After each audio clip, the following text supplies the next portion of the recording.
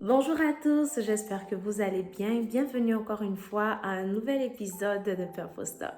Alors, comme vous avez pu le voir dans la vidéo de la semaine passée, j'avais montré comme une série de photos et de vidéos pour introduire le thème de la dépression et surtout la dépression dans le milieu chrétien, donc la dépression chez les chrétiens.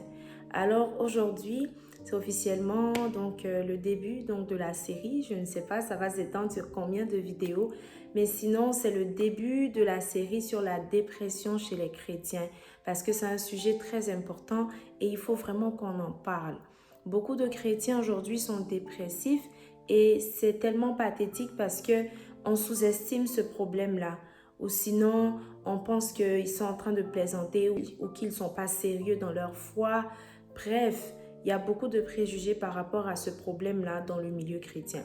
On pense que la dépression, c'est seulement chez les païens, c'est seulement chez les personnes qui ne croient pas en Dieu ou c'est seulement chez ceux qui n'ont pas accepté Jésus.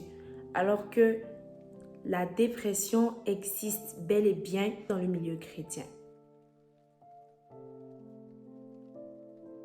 Qu'est-ce que la dépression déjà?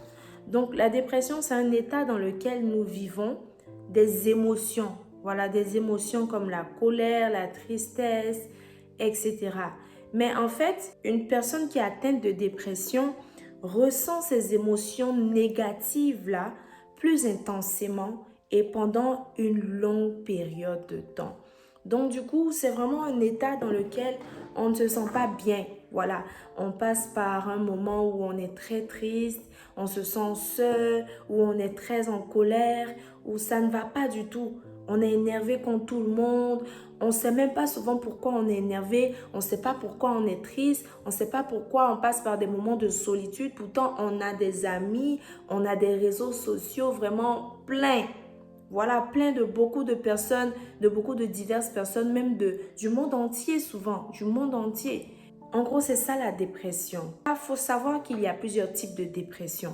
Il y a la dépression majeure, voilà, c'est comme la dépression normale, disons, donc qui dure 2 semaines ou plus, voilà, basée sur beaucoup de causes. Il y a aussi la dépression saisonnière, c'est une dépression qui revient toujours à la même période, soit c'est chaque année, ou sinon souvent c'est chaque 5 ans, c'est par cycle en fait. Si par exemple quelqu'un a perdu un être cher ou a vécu un traumatisme, un accident ou peu importe et quelque chose de grave est arrivé et que ça a laissé vraiment un mauvais souvenir et à chaque fois la personne se retrouve en train de sombrer dans la tristesse à la même période du décès, à la même période du traumatisme, à la même période de l'accident. Si ça s'est passé en novembre et chaque année en novembre, c'est toujours ça. La personne plonge dans un moment de dépression, de tristesse, de pleurs, de lamentation. C'est une dépression saisonnière. Et il y a aussi la dépression postpartum, ce qu'on entend toujours postnatale. Donc, c'est une dépression chez les femmes qui donnent naissance à des enfants et après, elles sont vraiment dans une phase de dépression parce qu'elles ne se reconnaissent plus, elles ne reconnaissent plus leur corps, elles ne reconnaissent plus leurs habitudes, elles se sentent différentes et même souvent, elles n'ont plus l'appétit. Elles en veulent à tout le monde. Le bébé pleure aussi. Elles ne s'occupent pas d'elles-mêmes. Elles n'ont pas le temps de dormir. Elles n'ont pas le temps de s'occuper d'elles-mêmes. Le bébé pleure. Il faut qu'elles s'occupent du bébé. Il y a trop de choses. Et donc, ça devient comme une dépression. Et c'est ça la dépression postpartum. Donc, quelles sont les caractéristiques de la dépression?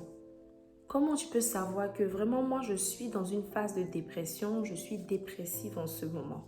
Donc déjà, il y a la tristesse profonde. Comme je l'ai dit, quand on a défini la dépression, donc c'est les émotions négatives de façon profonde. il y a la tristesse. Quand tu es triste, tu pleures tout le temps. Tu es dans un état vraiment pitoyable. La tristesse vraiment très intense. Ça, c'est un signe de la dépression. Et généralement, même, tu ne sais même pas pourquoi tu es triste. Très souvent, il y a des raisons. Mais souvent, les gens qui sont dépressifs, ils ne savent même pas pourquoi ils sont tristes. Ça arrive comme ça, ils sont tristes. Il y a aussi la perte de plaisir ou d'intérêt. Donc, le fait de perdre tout plaisir, tout intérêt.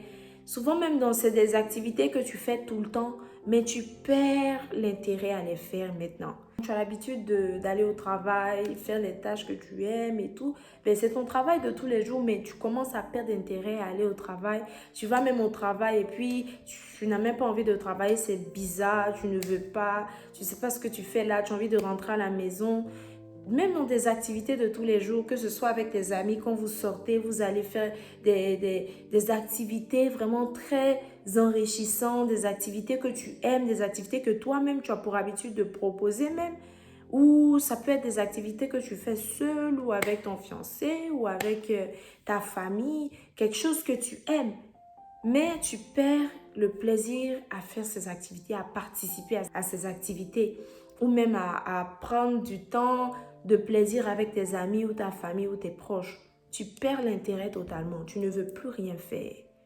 Même les choses que tu aimes, ça ne te plaît plus, tu ne veux plus les faire. Il y a aussi la paresse ou le ralentissement dans tout ce que tu fais. Tu ne donnes pas l'envie. Ça donne comme une image de paresse, comme sinon c'est une personne qui est paresseuse. Pourtant non, il y a aussi des idées de mort et de suicide. Donc tu as tout le temps des envies, tu veux mourir, ou il y a des choses qui passent par ta tête. Mais et si moi-même j'étais morte, ça n'allait pas m'arriver? Et si moi-même j'étais comme si? Et si je me tuais? Et si? Tu commences à lire des histoires morbides, tu commences à regarder des films des gens qui sont dépressifs ou qui veulent se tuer, ou tu commences à écouter des poèmes, des gothiques et tout. Franchement, des idées de mort et de suicide. C'est un signe de dépression grave.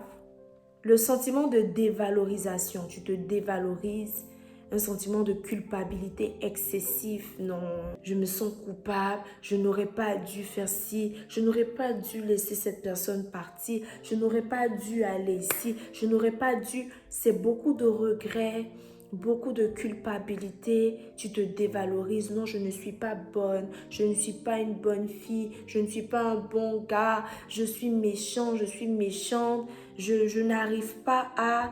Non, je suis nulle, je ne vaux rien, je ne peux pas. Tu commences à te dévaloriser. Il y a aussi la fatigue. Déjà que tu es nonchalant et tout ça, c'est des signes, mais la fatigue aussi.